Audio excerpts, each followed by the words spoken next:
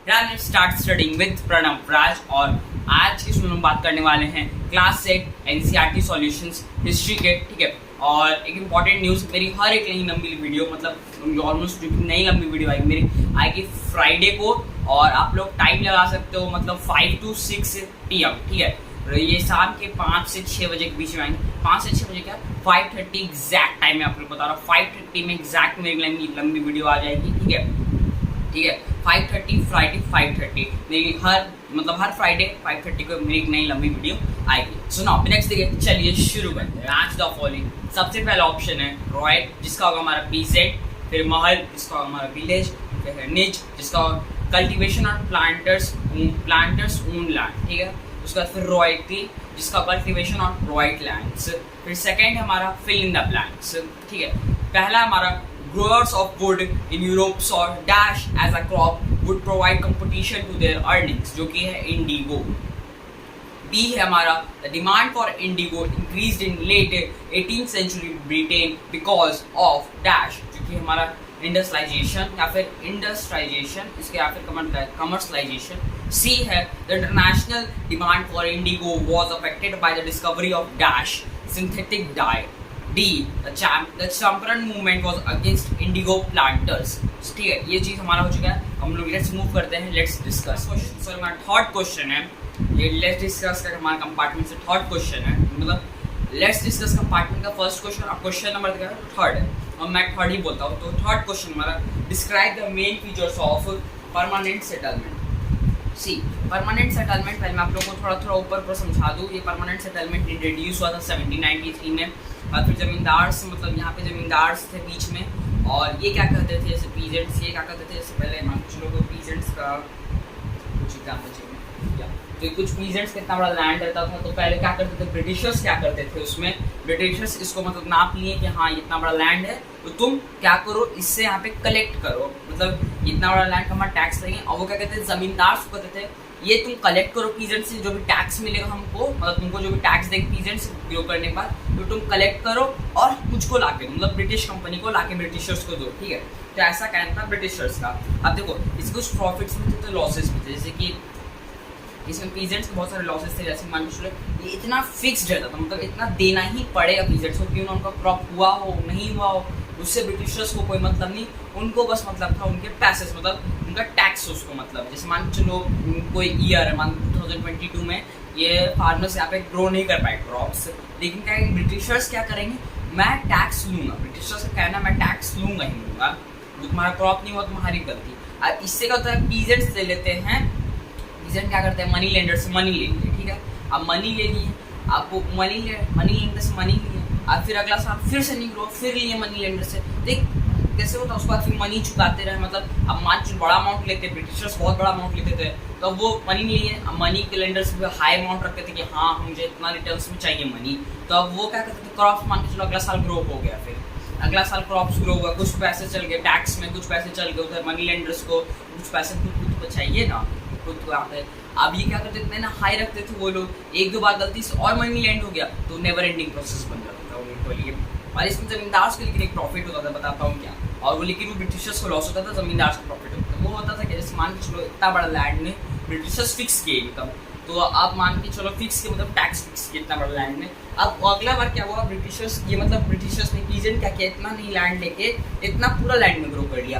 अब जमींदार क्या बोलेगा, मुझको तो मतलब तुम इतना एक्स्ट्रा लैंड में ग्रो किया तो मुझको तो इसका भी चाहिए टैक्स। अब वो इसका टैक्स ले लिया, ठीक है, इसका टैक्स ले लिया जमींदार, लेकिन कंपनी को कितना दिया, ब्रिटिशर्स या फिर ब्रिटिशर्स को कितना दिया, सिर्फ इतना ही लैंड का, तो इसमें ब्रिटिशर्स को इतना हो गया प्रॉफिट, ठीक है। और ये था, मैं यहाँ पे आप लोगों को इस क्वेश्चन का डायरेक्ट सॉल्यूशन देने में आप लोगों को सारी चीज़ एक्सप्लेन कर दूंगा, जिससे आप लोगों को इजीली चैप्टर मतलब बहुत मेन पॉइंट समझ आ जाएगी। बिकॉज हिस्ट्री में मतलब हिस्ट्री में इस चैप्टर में देखा ऑलमोस्ट सारे मेन पॉइंट्स यहाँ क्वेश्चन में दिए, तो मैं आप लोगों को डायरेक्टली एक्सप्लेन कर दूँगा। तो हमारा फोर्थ क्वेश्चन है, how was the Mahalwari system different from permanent settlement. अब सबसे पहले तो महलवारी सिस्टम हम लोग को समझना पड़ेगा।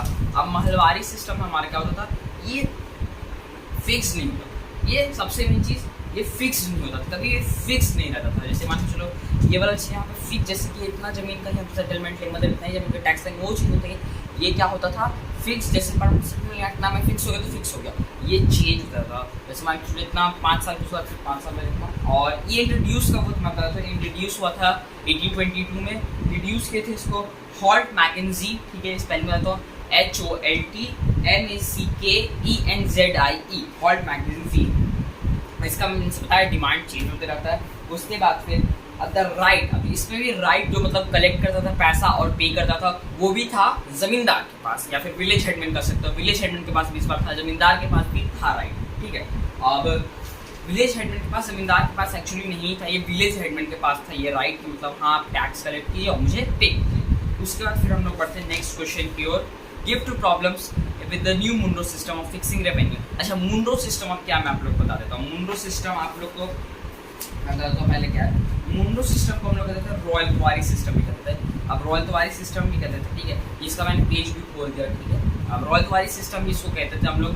ये हमारा स्मॉल स्केल में साउथर पार्ट में होने वाला था, हमारा मेनली साउथ पार्ट में हुआ था।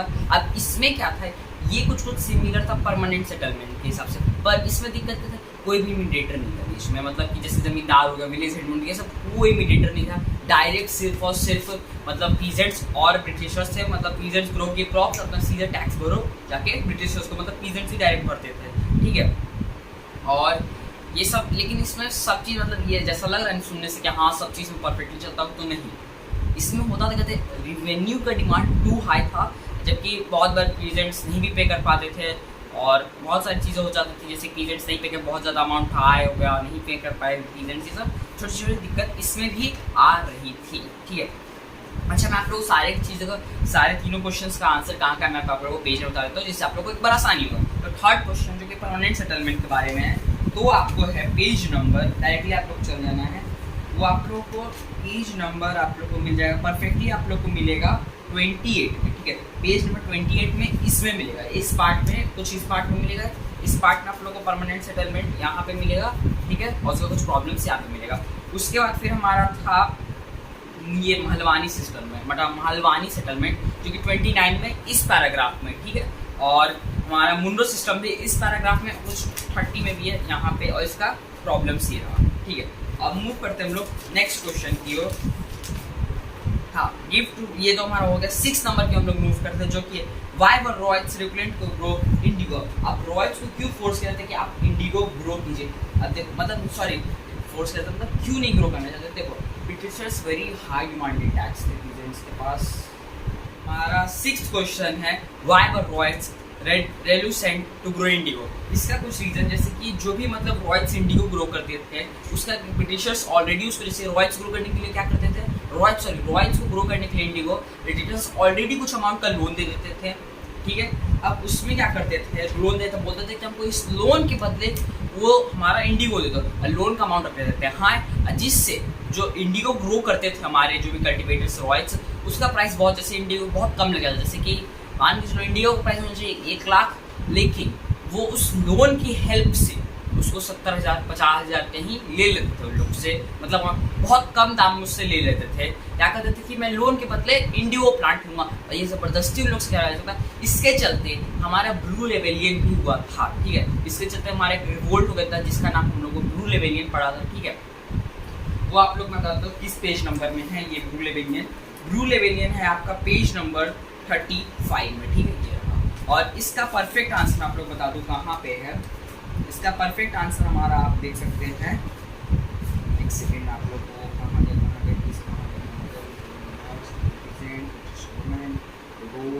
रिवोल्ट का देखो, यहाँ पर रिवोल्ट का मतलब प्रॉपर रिवोल्ट का डेफिनेशन है, प्रॉपर जो भी रिवोल्ट में हुआ था वो सारी चीज़ें यहाँ पर, ठीक है। और इसी में आप लोग को उसका भी आंसर मिल जाएगा जो मैंने आप लोग बताया था कि रॉयल्स क्यों नहीं ग्रो करना चाहते थे।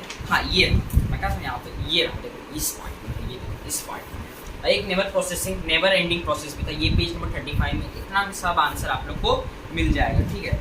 और हमारा लास्ट क्वेश्चन है, what were the circumstances which led to the eventual collapse of indigo production in Bengal. So इसका आंसर यहाँ पे आप लोग ये पैराग्राफ रीड करने से मिल जाएगा, तब पर मैं आप लोग को बता देता हूँ कुछ। The Indigo crop exhausted the soil fertility, सबसे इंडिगो मतलब ग्रो करने के लिए बहुत ज़्यादा सॉइल फर्टिलिटी चाहिए था, जो कि मतलब एक बार इंडिगो 2 बार इंडिगो ग्रो करने के बाद खत्म हो जाता था।